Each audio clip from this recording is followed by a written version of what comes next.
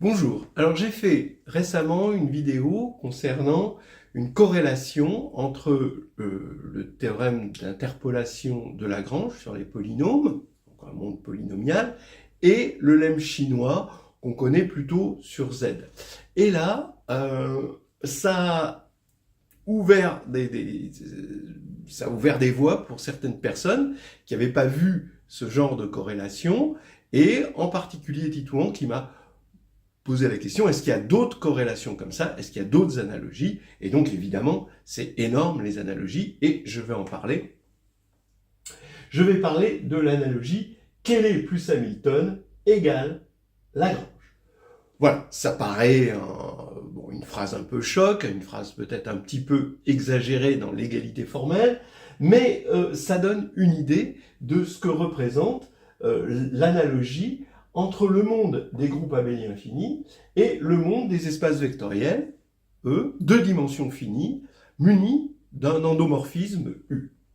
Effectivement, le premier, c'est un groupe additif, ici, A+, muni d'une multiplication externe, en quelque sorte, par Z.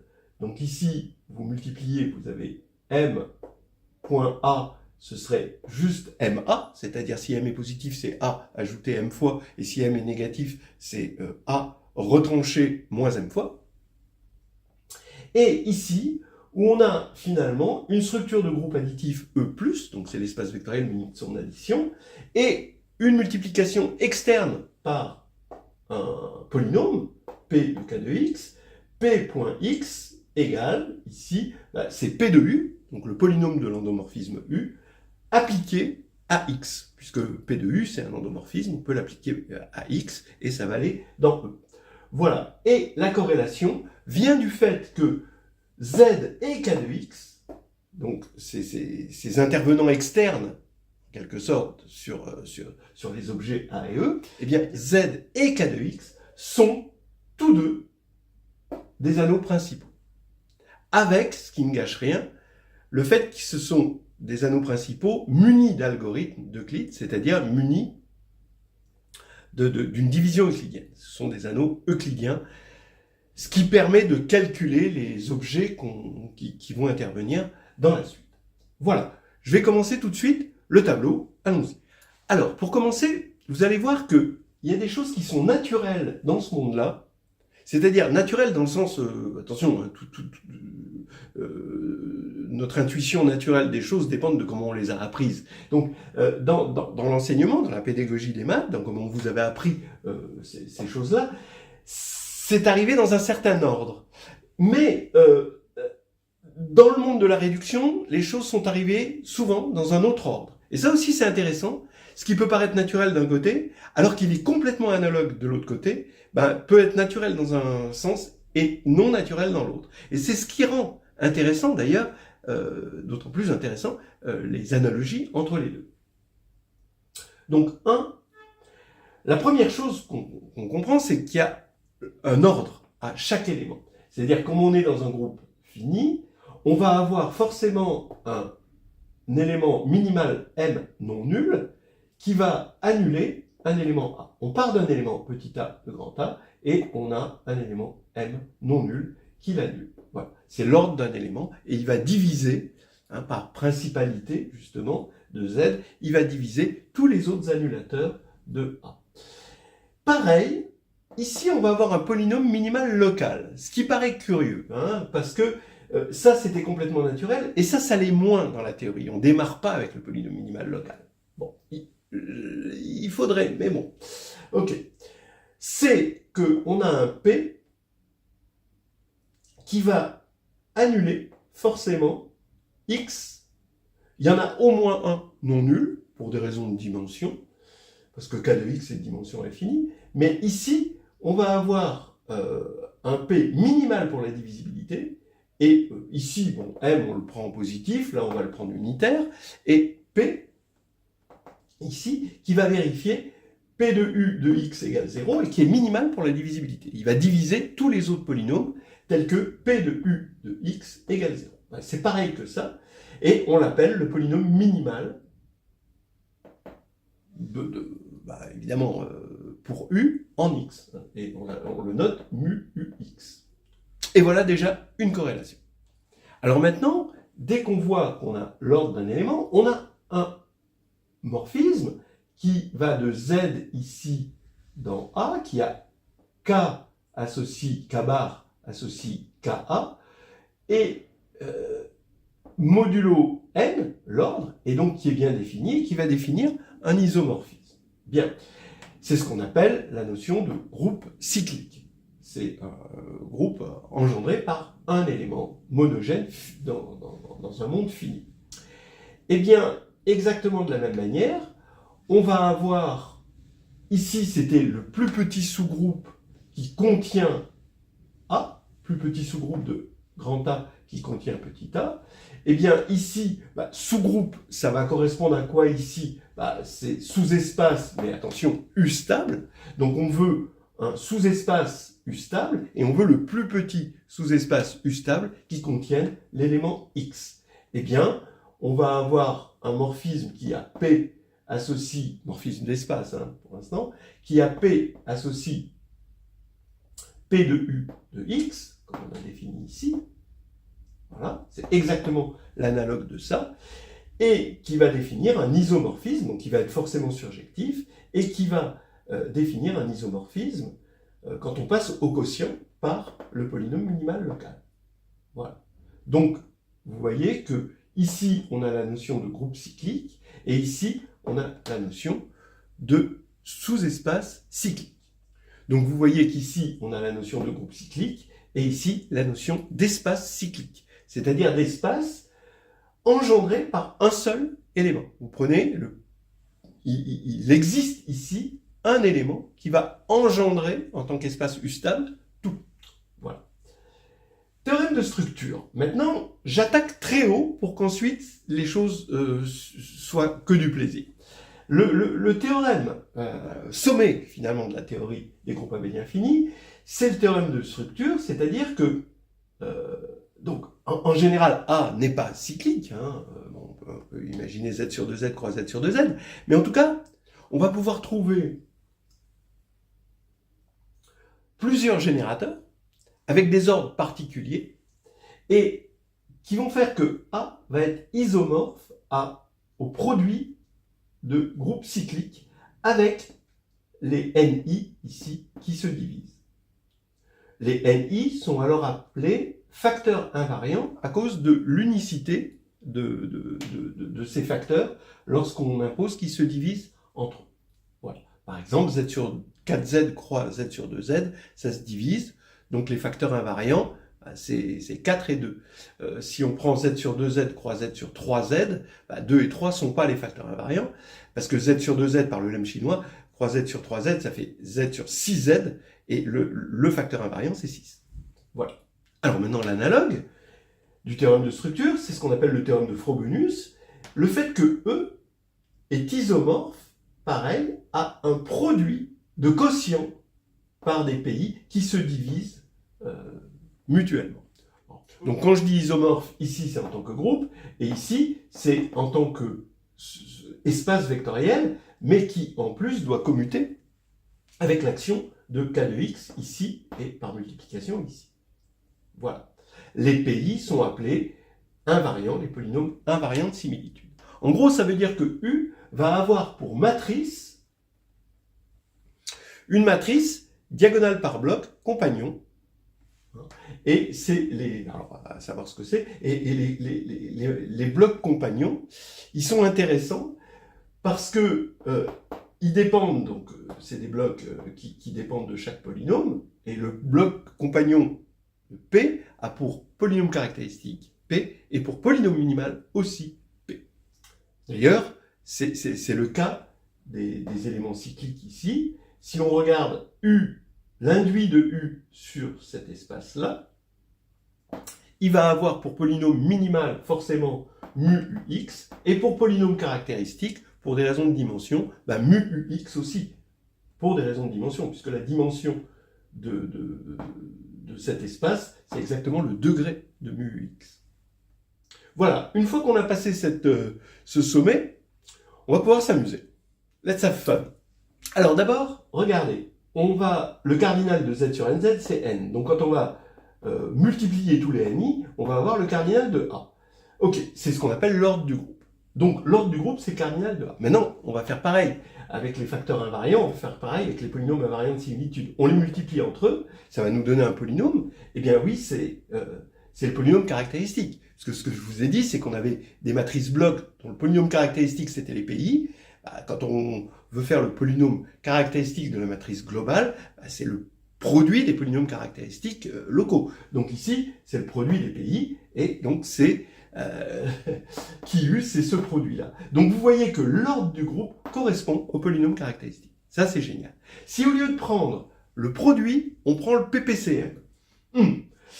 Là, ici, c'est plus naturel. C'est pour ça que je vais commencer par ça. Le PPCM des polynômes minimaux de blocs matriciels, eh bien, vous avez une matrice, diagonale par bloc, vous regardez chaque polynôme minimal ici, de chaque bloc, eh bien, le PPCM de tous ces polynômes minimaux, c'est le polynôme minimal global de votre matrice. Donc le PPCM des PI, c'est le polynôme minimal. Vous voyez que le polynôme minimal arrive assez tard ici, alors que si je prends le PPCM des NI, eh bien, ça va être quoi? Finalement, ça va être N1, puisqu'ils se divisent tous. Et là, c'est P1, évidemment, puisqu'ils se divisent tous. Eh bien, ici, ça va être ce qu'on appelle l'exposant du groupe. C'est-à-dire, lui, N1, le premier qui arrive, c'est le plus petit annulateur, non nul, évidemment, global de A. Donc, on est passé du local, l'ordre d'un élément, au global, l'ordre, finalement, global du groupe. Mais ce n'est pas l'ordre du groupe dans le sens, ici, du produit, l'ordre dans le sens, le cardinal, mais c'est le PPCM de tous les ordres, de tous les éléments, si vous voulez. Vous pouvez le vérifier. Et c'est ce qu'on appelle l'exposant du groupe. Lui, il arrive, vous voyez, assez tard dans la théorie. Je pense que ici, c'est en master qu'on apprend la notion d'exposant. C'est pas que c'est plus difficile, c'est qu'on en a besoin à un certain moment, un peu plus tard. Alors qu'ici, le polynôme minimal, on le raconte assez rapidement. Donc vous voyez que ici, vous avez N1 qui divise A, donc le PPCM, tous les éléments, l'ordre d'un élément divise l'ordre du groupe, devient l'ordre, le PPCM de l'ordre des éléments, divise l'ordre du groupe. Mais oui, ça c'est Lagrange. Donc x de A divise l'ordre du groupe, le cardinal de A. Eh bien, ça va correspondre à quoi? Ici c'est le polynôme minimal, ici c'est le polynôme caractéristique, donc c'est mu divise qui? Oui, c'est quel est Hamilton? Quel est Hamilton, quoi? Puisque quel est Hamilton, qu'est-ce qu'il dit? Il dit que QU de U égale 0, égale l'endomorphisme nul. Donc, comme c'est l'endomorphisme nul, ça veut dire que mu U divise, puisqu'il divise tous les polynômes annulateurs, il divise QU. Très bien. Magnifique. Voilà. On va continuer. Ce que je trouve extraordinaire, c'est que le lemme de Cauchy, qui arrive assez tard dans la théorie, qu'est-ce qu'il dit? Il dit que si je prends un nombre premier qui divise l'ordre du groupe, alors il existe A tel que O de A égale P. Tel que l'ordre de A égale P. Je peux trouver un élément d'ordre P. Quel serait le correspondant? Le correspondant, là, il est complètement évident. Regardez. En tout cas, c'est un correspondant, on va dire. Je vais prendre QU, qui est le correspondant de lui, l'analogue de lui. Je vais prendre ici x moins lambda.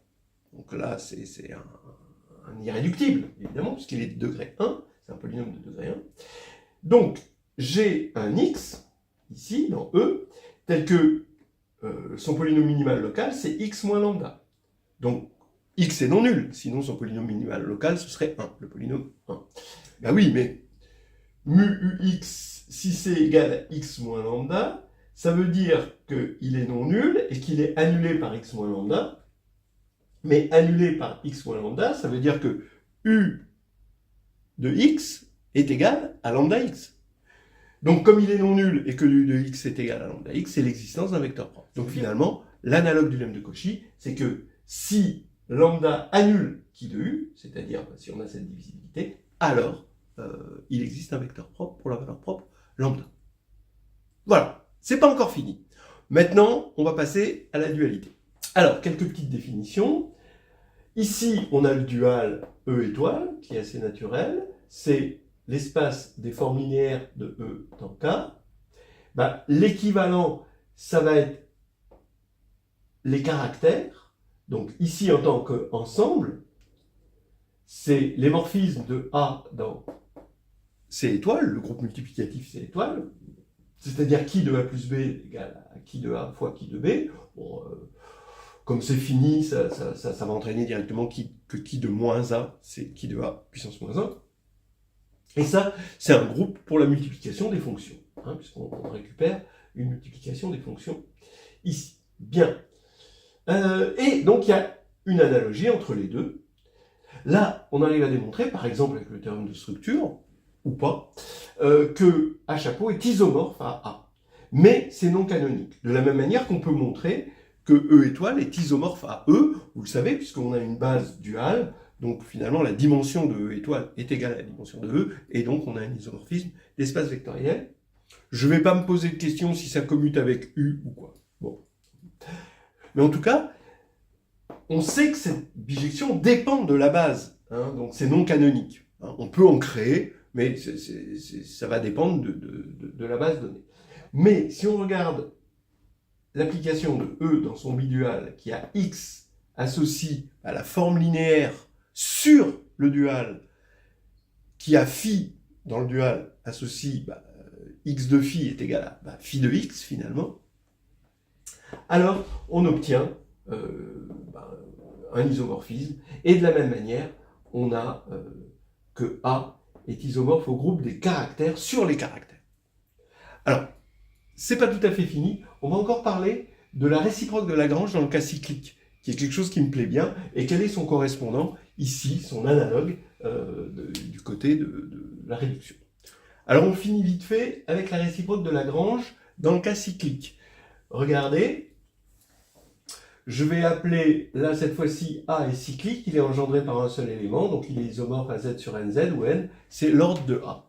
E est cyclique, c'est-à-dire qu'il est engendré en tant qu'espace stable par un seul élément, X, ici, et donc il est isomorphe à K de X sur un certain polynôme, c'est forcément l'ordre de X finalement, donc le polynôme minimal local de X en E.